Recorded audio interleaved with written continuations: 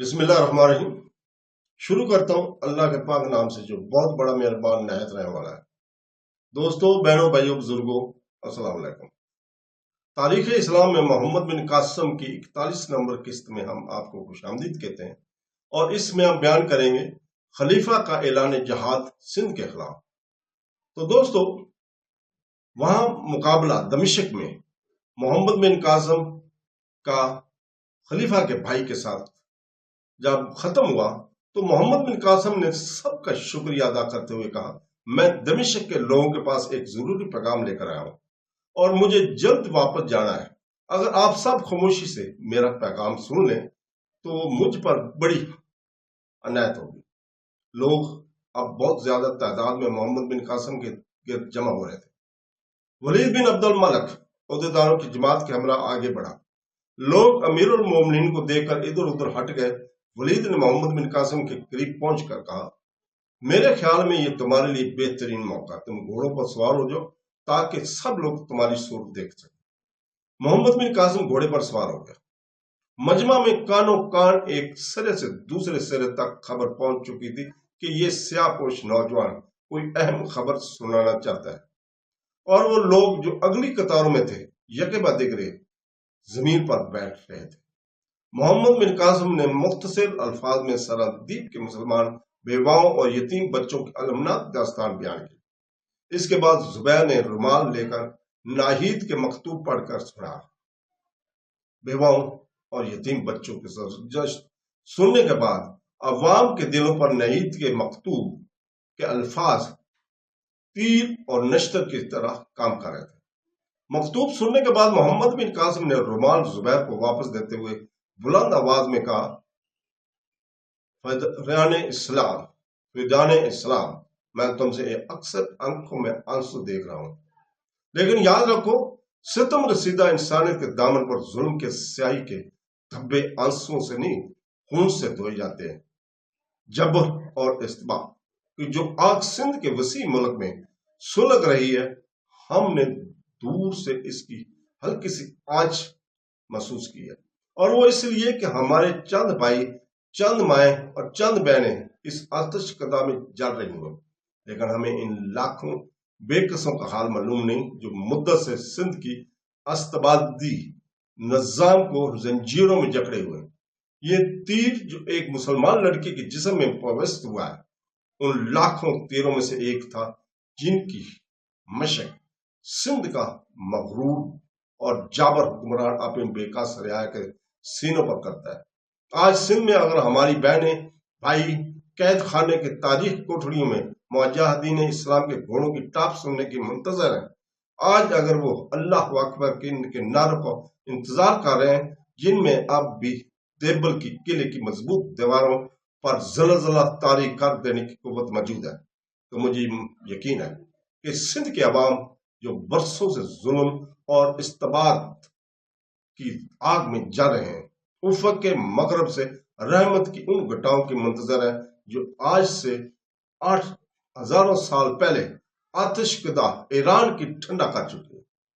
इनके मजरूह सीनों से ये आवाज निकली है कि ऐ काश वो मुजाहिद जिन्होंने अपने खून से बागे आदम में मसावात, अदल, इंसाफ और दामन के पौधे की आबियारी की।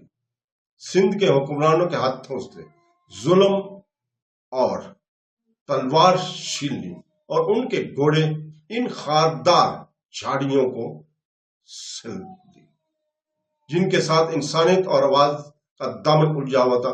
मुसलमानों, ये खबर तुम्हारे लिए बुरी भी है और अच्छी भी। बुरी इसलिए कि हमें अपने भाइयों और बहनों का हाल सुनकर दुख हुआ, और अच्छी इसलिए कि हक और सदाकत की तलवार के सामने कैसर और कसरा का तरह एक और मगरूर सर उठा रहा है। आवाज उसे बता दें, आओ उसे बता दें हम कि हमारी तलवारें कुंद नहीं हुई। गुज़िश्ता चंद बरसों में हमारे अंदरूनी खलफशार ने हमें बहुत नुकसान पहुंचाया। वो सुल्तनतें जो हमारे आबाओ इजाद के नाम से थरथराती थी, आज हमारे खिलाफ अल्लाह ने जंग कर रही है। एक मजलूम लड़की का ये खत, खून से भरा हुआ खत, अगर तुम्हारी रगों में हरारत पैदा न कर सका तो याद रखो, रोए जमीन पर हमारी अजमत और अरूज के दिन गिने जा चुके हैं। لیکن میں مایوس نہیں ہوں، میں تم میں سے کسی کے چہرے پر مایوسی نہیں دیکھتا۔ میں صرف یہ کہوں گا کہ ایک شجاع قوم میں غلبت غفلت کی نیند سو رہی ہے، اور اس قوم کی ایک غیور بیٹی بلند آواز میں یہ کہہ رہی ہے کہ اسلام کے غیور بیٹو، تم تو روئے زمین کے ہر بہو بیٹی عصمت کی حفاظت کے لیے پیدا ہوئے تھے، اور آج تمہاری یہ حالت تمہاری اپنی بہنوں بیٹیوں کو بار بار زنجیر میں برہمنا آباد کے بازاروں میں کھینچا جا رہا ہے۔ عوام جذبات سے مغلوب ہو کر ولید بن عبد الملک کی طرف دیکھ رہے تھے۔ ایک معمر شخص نے آگے بڑھ کر کہا، اگر ہم میں سے یہ خبر امیر المومنین تک پہنچ چکی ہے تو ہم حیران ہیں کہ انہوں نے ابھی تک سندھ کے خلاف اعلان جہاد کیوں نہیں کیا۔ ہجوم عاطف شاہ پہاڑ کی طرف بھرا بیٹھا تھا، چاروں طرف جہاد جہاد کے فلک شکاف نعرے گونجنے لگے۔ محمد بن قاسم نے دونوں ہاتھ بلند کرتے ہوئے لوگوں کو خاموش کیا اور پھر اپنی تقریر شروع کی۔ میرے مخاطب وہ لوگ نہیں جو ایک ہنگامی جوش کے باعث چند نعرے لگا کر خاموش ہو جائیں۔ زندہ قومیں نعرے بلند کرنے سے پہلے اپنی تلواریں بے نیام کر کے میدان میں کودتی ہیں۔ تم دمشق میں چند نعرے لگا کر ان لوگوں کی تشفی نہیں کر سکتے جو یہاں سے ہزاروں میل دور تمہاری تلواروں کی چمک دیکھنے کے لیے بے قرار ہیں۔ امیر المومنین کو اپنی ذمہ داری کا احساس ہے، لیکن انہوں نے ابھی تک تمہارے نعرے سنے نہیں ہیں۔ کاش ان نعروں کے ساتھ وہ تلواریں بھی نیام سے باہر آنے کے لیے بے قرار ہوتی جن کو نوک کے ساتھ تمہارے آباء و اجداد سلطوت اسلام کی داستان لکھا کر گئے تھے۔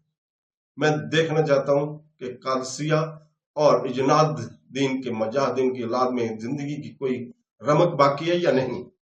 اس میں شک نہیں کہ ہماری تمام افواج ترکستان اور افریقہ کے میدانوں میں مصروف جہاد ہے، لیکن تم میں سے کون ہے جو تلوار کا استعمال نہیں جاتا؟ اگر ہمت کرے تو ہم سندھ کے میدانوں میں یرموک اور دمشق کی یاد تازہ کر سکتے ہیں۔